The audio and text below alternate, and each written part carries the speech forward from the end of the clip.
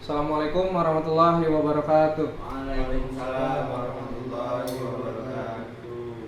Selamat siang anak-anak. Siang. Apa kabarnya? Baik semua? Baik. Alhamdulillahirrahmanirrahim.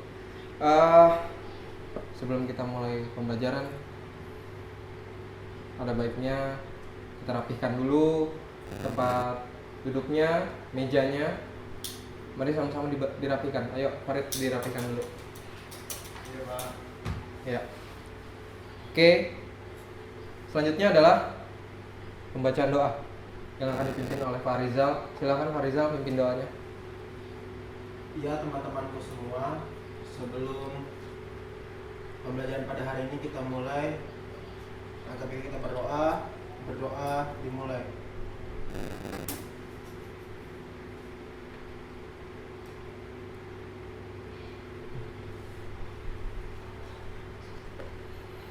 Selesai.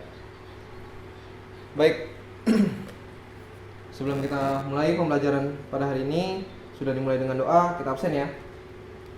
Yang pertama, Farizal. Awes Pak hadir. Ya. Muhammad Hafiz Lutfi. Ada Pak. Muhammad Nur Farid. Hadir Pak. Oke, baik. Oke, minggu sebelumnya kita mempelajari tentang apa? Ada yang masih ingat? Asmaul Husna, Pak. Ya, Asmaul Husna. Ada yang masih ingat juga nggak? Asmaul Husna itu apa? Nama Pak. Ya, Siapa Hafiz? Kamu Hafiz. apa aku? Silakan. Apa aja? Ya udah. Nama-nama Allah yang baik, Pak. Ya, bagus. Dari sini teman-teman masih pada ingat ya, apa sih Asmaul Husna itu?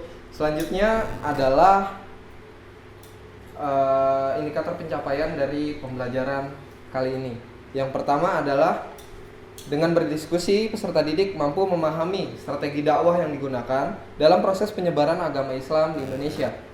Selanjutnya, melalui studi pustaka, peserta didik mampu mendeskripsikan tentang dakwah yang digunakan dalam proses penyebaran agama Islam di Nusantara.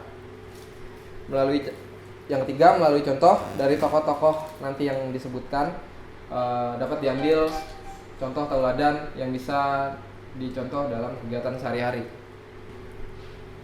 Oke, selanjutnya saya akan membagi menjadi 3 kelompok, yang mana satu kelompok itu terdiri dari 3 orang. Di sini anak-anak akan mencari artikel, yaitu tentang strategi apa saja sih yang digunakan dalam proses penyebaran agama Islam di Indonesia atau di Nusantara ini. Oke, waktu dan tempat saya persilahkan. Saya tunggu sampai 15 menit. Sebelum kalian memaparkan tentang teori-teori atau strategi atau cara apa saja sih yang digunakan dalam penyebaran agama Islam di Indonesia ini, saya akan menjelaskan tentang proses masuknya Islam di Indonesia. Yang pertama adalah teori Gujarat. Yang kedua ada teori Persia. Dan yang ketiga adalah teori Mekah. Oke. Di sini ada 3 teori yang sama-sama dikenal dan sama-sama populer di buku-buku sejarah.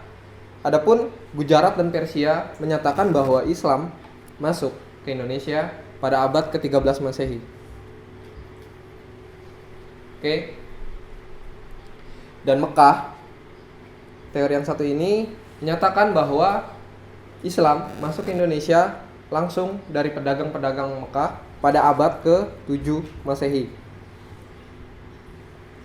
Oke, di sini kenapa sih banyak terjadi berbagai teori, yaitu karena adanya yang pertama adanya usaha penyelewengan untuk mendangkalkan sisi sejarah. Yang kedua adalah metodologi penulisan yang sangat subjektif.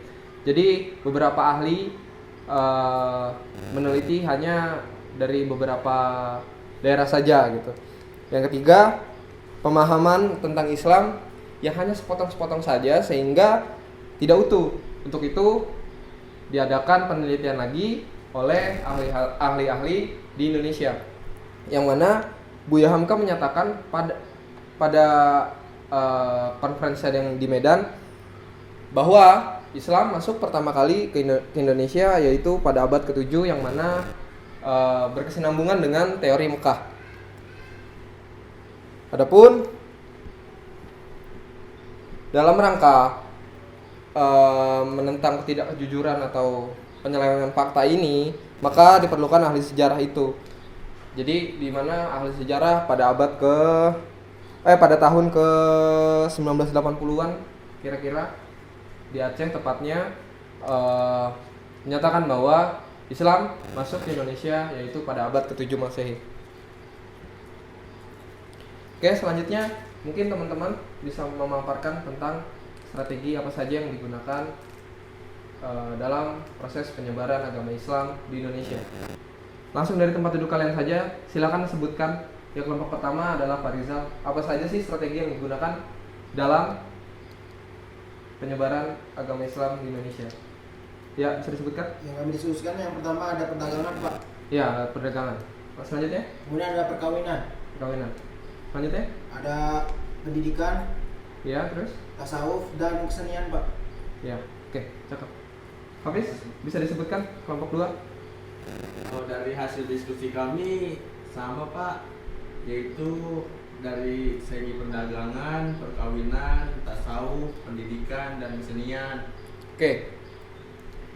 Di sini ada 7 strategi. Yang mana menyatakan bahwa Islam di Indonesia masuk dengan cara-cara tertentu. Oke, sebelum kita bahas lebih lanjut tentang strategi apa saja yang digunakan, Islam pertama kali masuk di Pulau Sumatera yaitu pada abad ke-6 akhir, yang mana Buya Hamka menyebutkan ada sekelompok pemukiman muslim yang berada di pesisir barat wilayah Sumatera. Oke, dengan ini dinyatakan bahwa Islam masuk ke Indonesia melalui jalur perdagangan yaitu pada abad ke-7 Masehi, yang mana Sumatera dan Jawa merupakan sentral atau pusat dari perdagangan dunia, sehingga keluar masuknya proses tukar menukar barang, jual beli barang itu terdapat di Sumatera dan Jawa. Oke, selanjutnya saya akan menjelaskan tentang strategi. Namun sebelum saya menjelaskan tentang strategi apa saja sih yang digunakan dalam pembelajaran dalam proses masuknya Islam di Indonesia, ada anak-anak yang mau bertanya dulu. Sudah cukup? Pak. Cukup. Oke. Ini saya hapus ya. Sembari saya hapus, tolong dirapikan kembali mejanya. Jangan sampai ada yang berantakan. Perhatikan ke sini. Oke.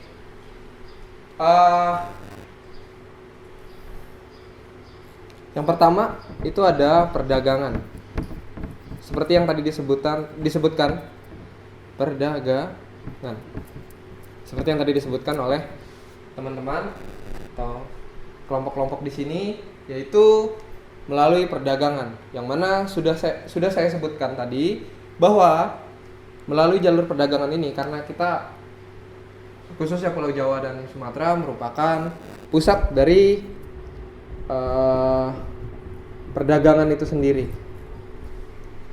sehingga para pedagang masuk langsung dari Mekah ke Indonesia. Yang kedua adalah perkawinan.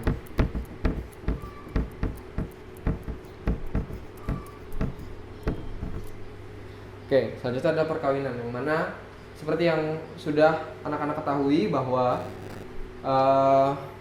saudagar ini pastilah memiliki materi yang sangat cukup, sehingga wanita-wanita pribumi sangat ingin untuk dinikahi oleh para saudagar itu.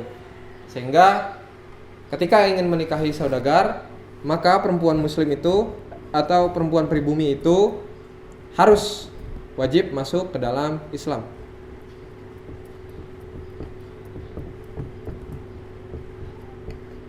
Sehingga otomatis wanita tersebut dan anak-anaknya ikut masuk ke dalam agama Islam ini. Yang ketiga adalah jalur pendidikan.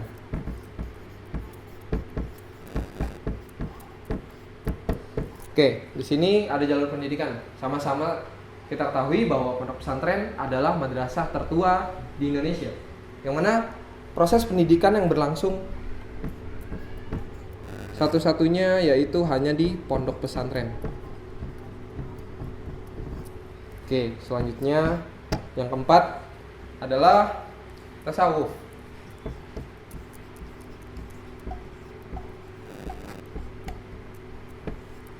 Kenapa sih tasawuf itu masuk ke dalam salah satu strategi seperti yang tadi udah disebutkan, bahwa dalam proses penyebaran agama ini sangat sulit di Indonesia, khususnya banyaknya masyarakat yang masih menyembah berhala atau azimah gitu ya.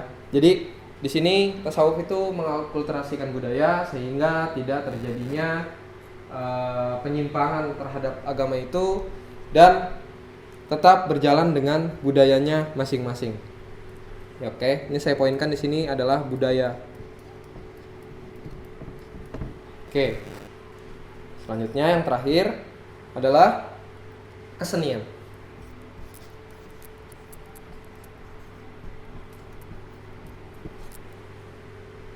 Oke, di sini keseniannya itu berupa musik, yaitu ada gamelan, ada juga seni yang berupa visual atau bisa disebut dengan pewayangan. Di sini gamelan ya.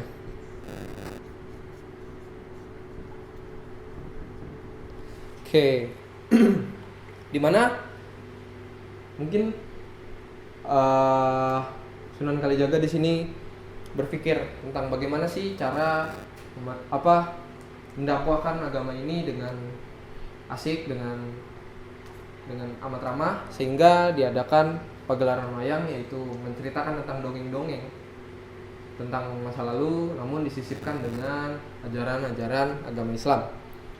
Yang mana dalam proses pewayangan ini masyarakat bebas masuk, namun dengan satu catatan, yaitu mengucapkan 2 kalimat syahadat, yang dimana hal itu membuat masyarakat kita masuki agama Islam. Sampai sini ada yang mau ditanyakan? Kenapa? Oke, cukup ya. Oke, selanjutnya adalah kerajaan-kerajaan yang berada di Indonesia. Yaitu ada beberapa yang mungkin sangat terkenal aja yang saya sebutkan ya. Yang pertama adalah Kerajaan Samudra Pasai, yang mana berada di Aceh atau berada di Pasai, yang ada pada tahun 13 Masehi. Selanjutnya ada Kerajaan Demak, yaitu di Pulau Jawa. Selanjutnya ada Kerajaan Banten, Makassar, Mataram Islam. Sehingga dengan adanya kerajaan-kerajaan ini, otomatis wilayah yang dipegang oleh kerajaan Islam memaksa bagaimana caranya pengikutnya atau anggota dari kerajaan itu memasuki agama Islam itu. Oke, selanjutnya adalah tokoh-tokoh. Ini siapa sih ya?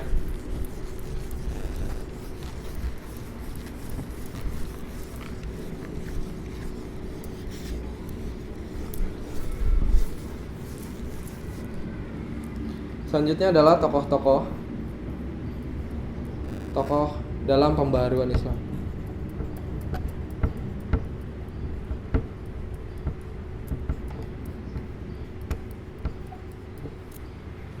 Di sini adalah faktor politik. Kenapa politik di sini? Karena tokoh-tokoh ini adalah tokoh-tokoh yang mendirikan organisasi-organisasi Islam demi berkembangnya atau majunya agama ini atau di Indonesia. Yang pertama adalah Kiai Haji Ahmad Dahlan.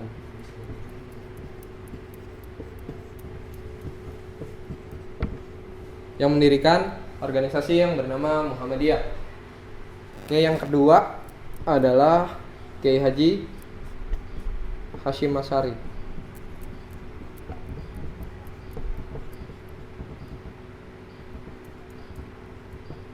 Yang keenam, mendirikan organisasi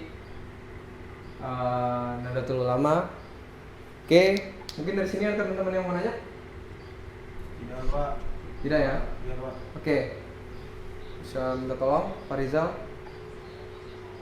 dijelaskan jelaskan kembali apa saja sih strategi yang digunakan dalam proses penyebaran agama Islam di Indonesia itu? Di sini strategi penyebaran dakwah agama Islam ada 5 Pak. Ya, Yang apa saja? pertama perdagangan, Ya, yang kedua perkawinan, oke, ketiga pendidikan, ya, dan keempat tasawuf, ya. dan kelima kesenian Pak. Oke. Dari sini dapat simpulkan bahwa teman-teman telah memahami apa saja sih atau bagaimana cara berkembangnya Islam di Indonesia ini. Adapun reward nanti akan saya berikan kepada teman-teman yang tadi telah menjelaskan pemaparan tentang bagaimana strategi yang berkembang di Indonesia. Oke, selanjutnya kita tutup pembelajaran hari ini dengan melafazkan hamdalah. Alhamdulillahirabbil alamin. Oke, kurang lebihnya mohon maaf. Billahi taufiq wal hidayah. Assalamualaikum warahmatullahi wabarakatuh. Waalaikumsalam warahmatullahi wabarakatuh.